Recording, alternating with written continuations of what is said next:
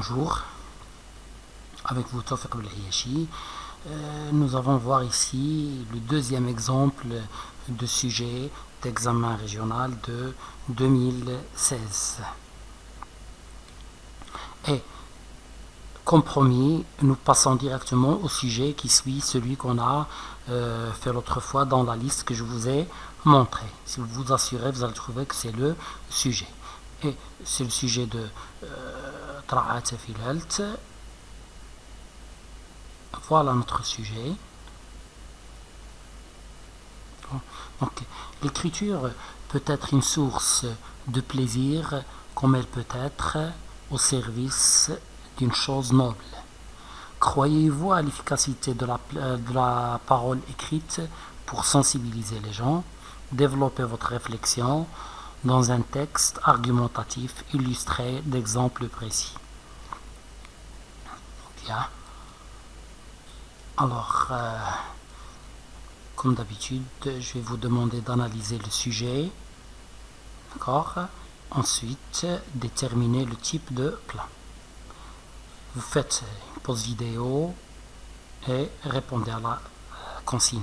Bien sûr, ces étapes, on les a déjà faites dans le sujet précédent, donc je ne vais pas trop m'attarder dessus. D'accord? Je passe. Maintenant, la réponse. Bien, avant de répondre, je vais d'abord vous dire que ce sujet-là est très complexe. Il pose un ensemble de problèmes, mais il y a surtout un problème capital qu'on va voir.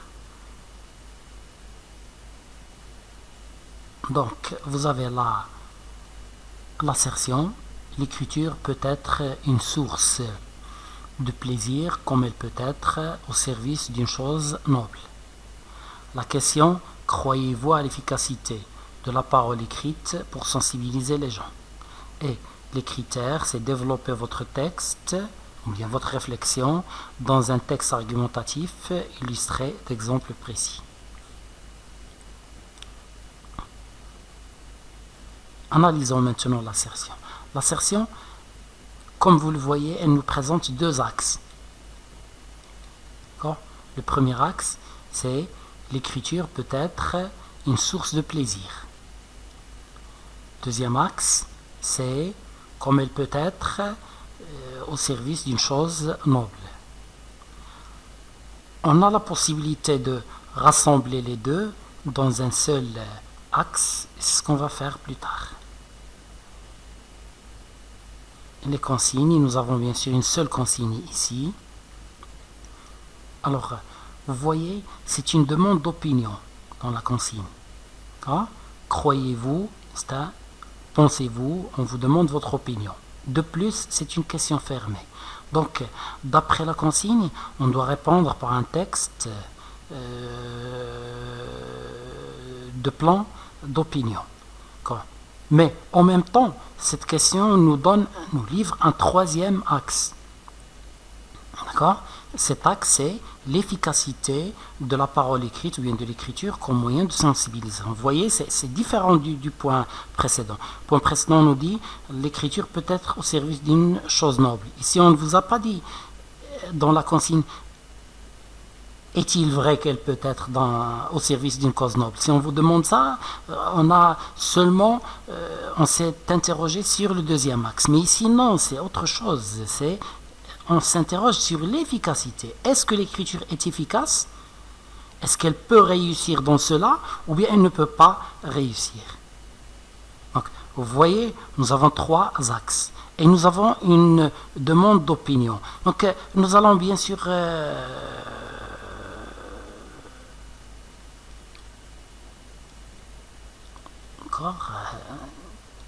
je n'ai pas bien ordonné ça, je n'y ai pas fait attention.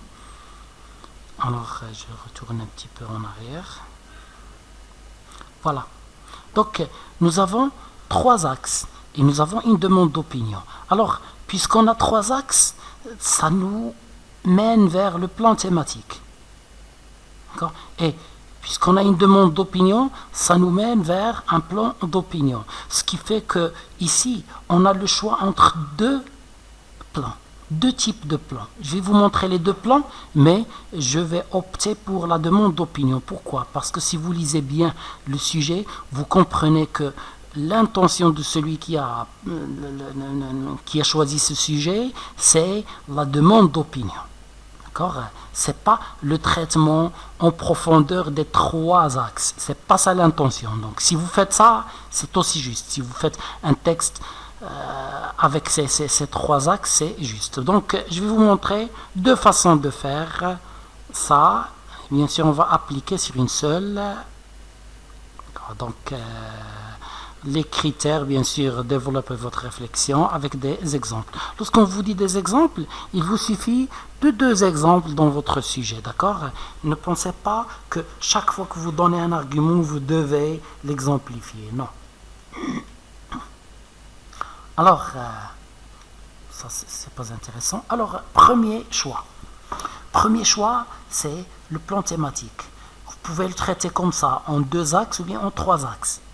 Bon, l'introduction normale et le premier axe, nous avons, puisque le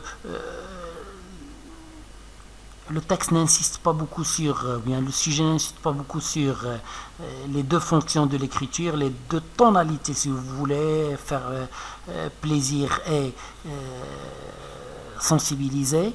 D'accord. Donc, puisque c'est pas demandé en profondeur, alors les deux seront dans un seul axe.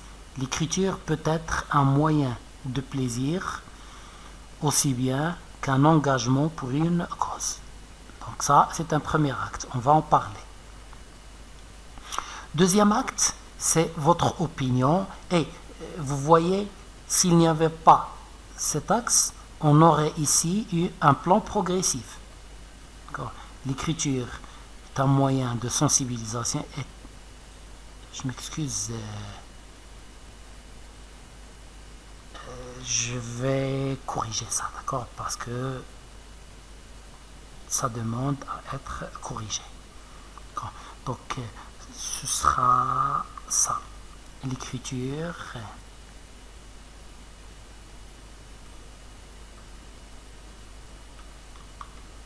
Ou bien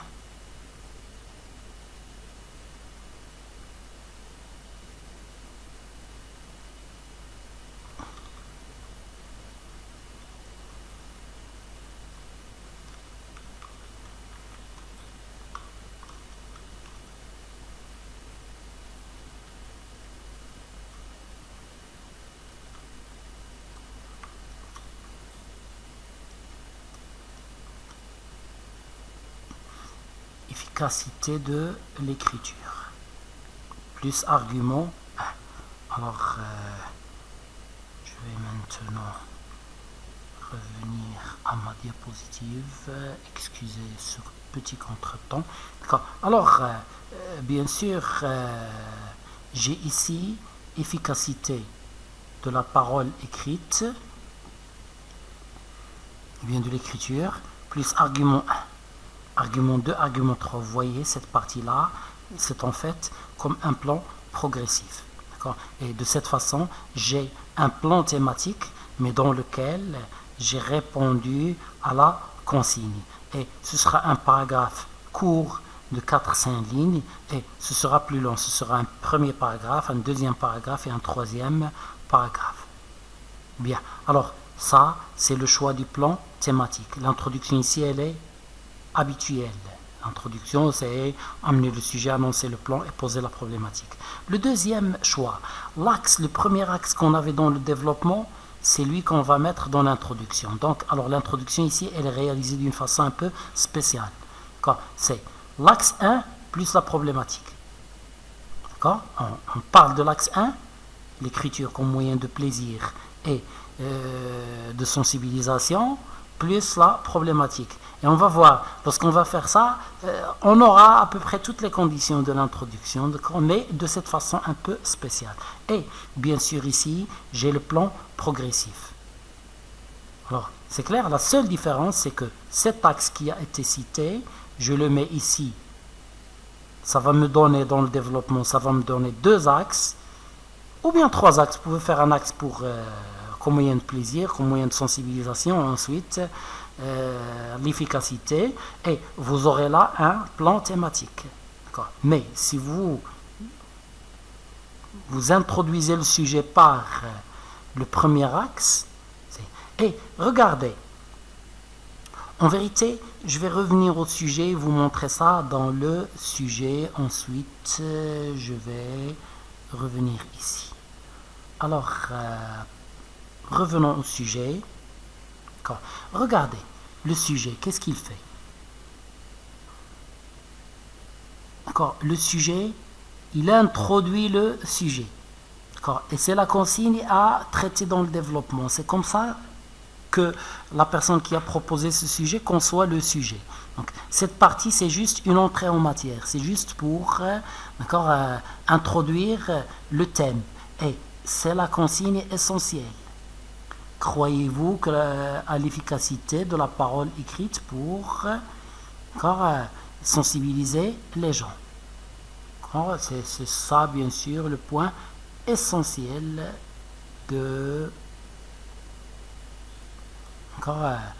bien voulu par la personne qui a posé. Donc, on met ça dans l'introduction. On fait ici un plan progressif. C'est le choix du plan progressif. On considère que c'est un premier acte, une source de plaisir. On considère que c'est un premier axe en rouge, un deuxième axe en noir, un troisième axe dans la consigne, et on va ou bien traiter ces deux axes dans un seul paragraphe, ou bien traiter chaque axe dans un paragraphe et on répond à cette question dans un troisième paragraphe. C'est aussi une autre possibilité. Je crois que maintenant, si vous avez un plan, parce que vous aurez parfois des plans comme ça, il y a certains axes et on vous demande votre opinion. Alors, essayez s'il vous plaît surtout de voir, est-ce qu'on veut de vous un approfondissement dans chaque axe, ou bien est-ce qu'on cherche votre opinion? D'accord? Bien. Mais si vous avez plusieurs questions, là, c'est tranché. Si vous avez plusieurs questions, si on vous demande l'écriture peut-elle être un moyen de plaisir et de sensibilisation, croyez-vous, là, vous n'avez pas le choix. Là, on vous demande de répondre à la question si c'est un moyen de plaisir, donc vous répondez oui ou bien non. Mais ici, on a les deux axes, c'est juste, je rappelle, c'est juste une entrée en matière avant de vous poser la question essentielle. Oui, nous sommes, je crois, là. D'accord? Nous étions là. Alors, nous passons directement à l'activité. Regardez, vous allez, s'il vous plaît, vous allez prendre ce type de plan. Ce que je vais vous demander maintenant de rédiger l'introduction, c'est cette introduction que vous avez rédigée, ou bien que vous allez, rédiger. Vous allez parler de l'axe 1, qui est plaisir et sensibilisation, plus poser la problématique. D'accord? Et dans le développement, vous allez faire le plan progressif. D'accord? Et cette fois-ci, bien sûr, on a fait la première application. Maintenant, le deuxième exemple de PAC, je vais vous demander dans une activité de rédiger toute l'introduction et dans une deuxième activité de rédiger tout le plan progressif. Alors,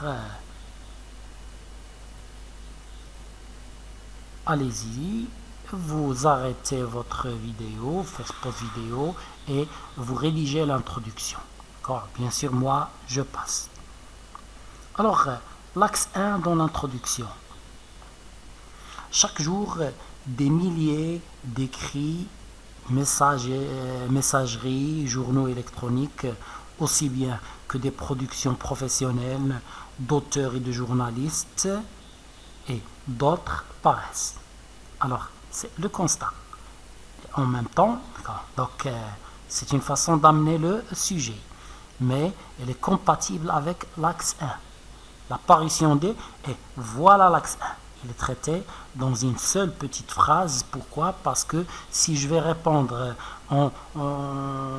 avec un plan d'opinion, je considère que cette partie-là doit être citée sans être approfondie. D'accord? C'était juste une entrée en matière et moi je l'utilise de la même façon. Je vais en faire juste une entrée en matière. Alors, tous, c'est-à-dire tous ces écrits, d'accord, tous ont principalement deux visées essentielles, deux objectifs essentiels. Divertir, amuser, faire plaisir ou servir une cause. D'accord? Vous pouvez ajouter noble si vous voulez. Alors vous voyez, on a ici amené le sujet, on a annoncé le plan, et dans l'annonce du plan, je parle des deux cas. Et bien sûr, pour poser la problématique, c'est une question sur l'efficacité. Si vous posez la question, l'écriture peut-elle être au service d'une cause noble? Ce n'est pas une bonne question, parce que ce n'est pas ce qui vous est demandé.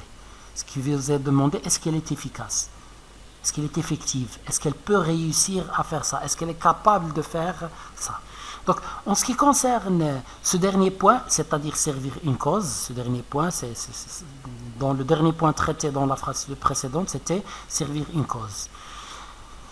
Il est tout à fait légitime de se demander si l'écriture est un moyen efficace de sensibiliser les gens. Regardez la problématique, on peut la poser comme au discours direct, en disant l'écriture est-elle efficace, est-elle un moyen efficace pour, ou bien ici, avec le si, on en a fait une phrase de discours indirect.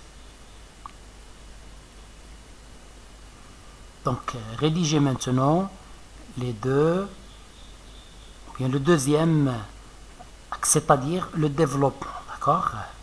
Rédiger le développement sous forme d'un plan progressif. Bien sûr, prenez le temps pour faire cela. Moi, je passe. Alors, je m'excuse, ce sont des expressions pour vous aider si vous voulez, d'accord? Alors, certes, tu vas dire ici, tu vas parler de l'efficacité de l'écriture et tu vas dire d'abord, bon, je vais vous montrer une chose.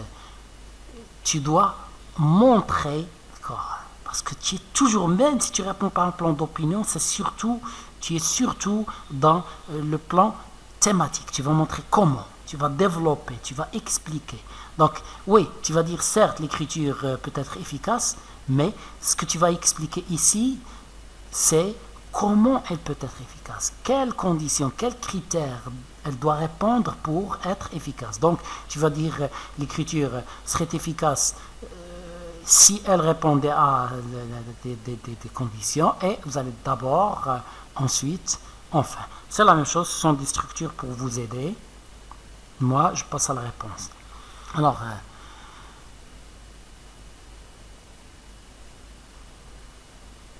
si l'on contacte, non, donc, sans peine que... Non, alors, regardez, c'est pas si l'on contacte, excusez-moi, si l'on fait pas où j'avais la tête, si l'on concède,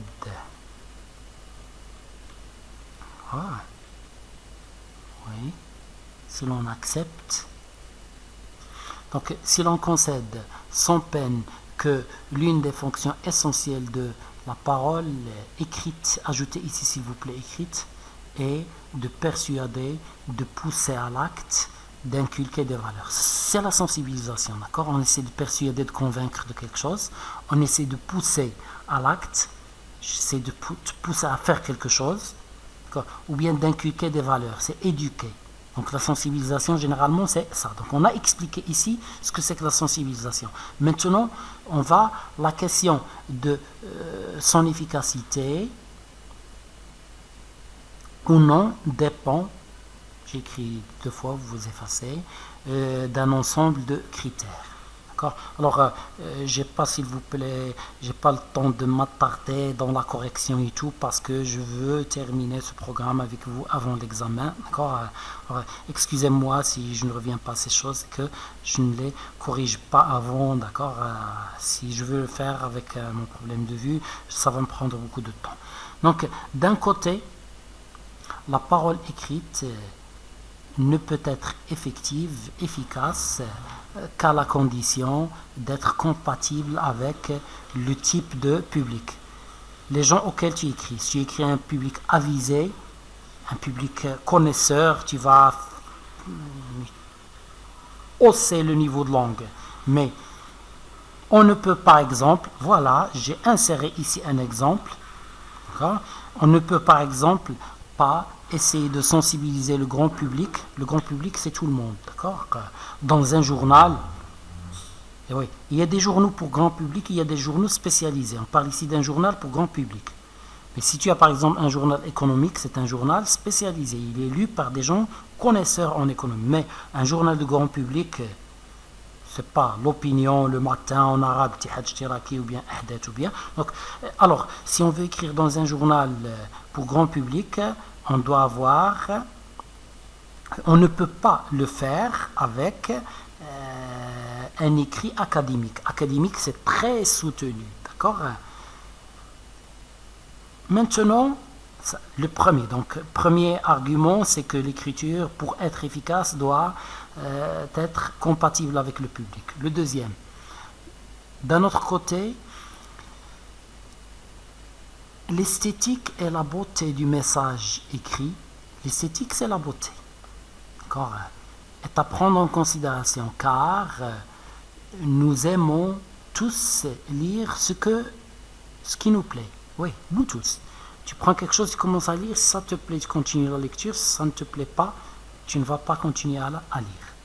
Et dernier point, l'implication de l'auteur, celui qui écrit, tout simplement, dans ce qu'il écrit. L'implication, c'est-à-dire, il a des affinités avec ce qu'il écrit, il est engagé dans ce qu'il écrit, est fondamental. On va l'expliquer. Car si on essaie de sensibiliser les gens à une cause à laquelle on ne croit pas, notre œuvre est alors dépourvue d'âme. C'est un écrit mort qui ne touche pas les cœurs. Alors, pour être vraiment un moyen de sensibilisation, ça doit toucher le cœur. Parce que la sensibilisation, avant d'être de la conviction, c'est de la persuasion. C'est lorsqu'on touche les sentiments, lorsqu'on touche des affinités dans la personne. D'accord?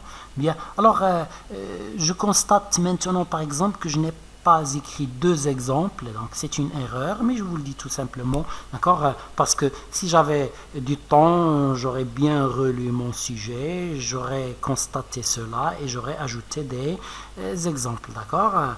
Donc, je passe maintenant, bien sûr, à l'autre activité, c'est écrire la conclusion. Et la conclusion, bien sûr, elle doit rappeler la problématique, rappel de la réponse, plus une ouverture.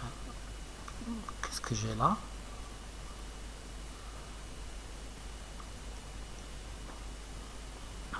Vraiment.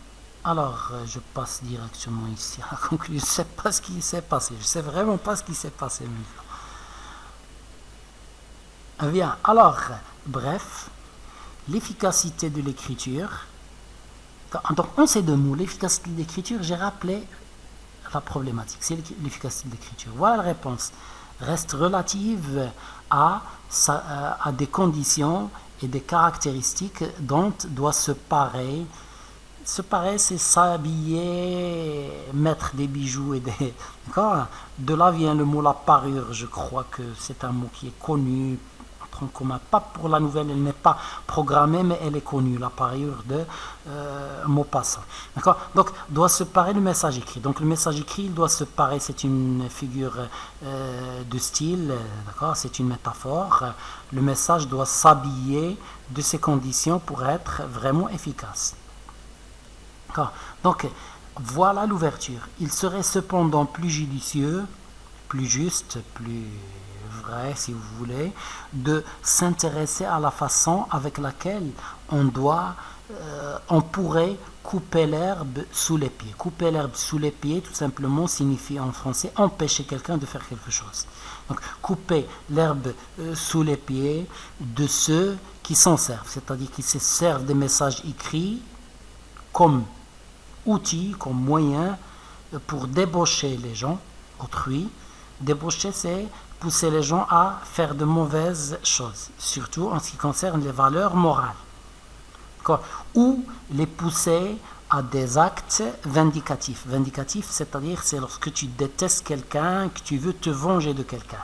À des actes vindicatifs, donc les seuls à en souffrir sont de pauvres innocents, bien sûr, des gens qui se servent des messages écrits pour pousser les jeunes à commettre des actes terroristes. C'est ce qui est voulu ici. Donc, alors, l'ouverture, c'est ça. L'ouverture, c'est, puisqu'on parle de l'efficacité de l'écriture, cette efficacité, elle est dans deux sens. Elle peut être efficace dans une noble cause, ou bien elle peut être efficace dans une cause barbare. Alors, ici, comment c'est la question, c'est pas posé comme sous forme de question, d'accord, pour vous montrer que l'ouverture n'est pas toujours une question, elle peut être une phrase comme ça, affirmative, mais qui ouvre un débat.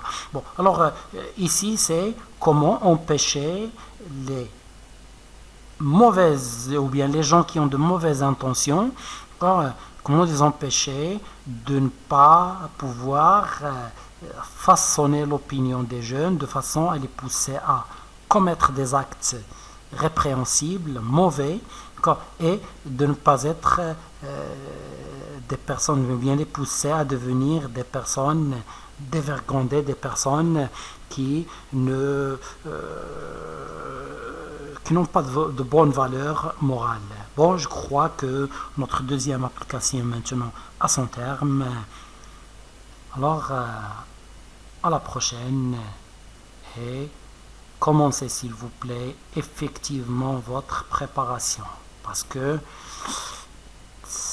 il commence déjà à faire tard, d'accord? Mais si vous attendez encore une ou bien 2 semaines, bon, je crois que vous n'aurez plus le temps de préparer. Maintenant, vous avez encore du temps, mais en vous mettant sérieusement à préparer. Alors, au revoir.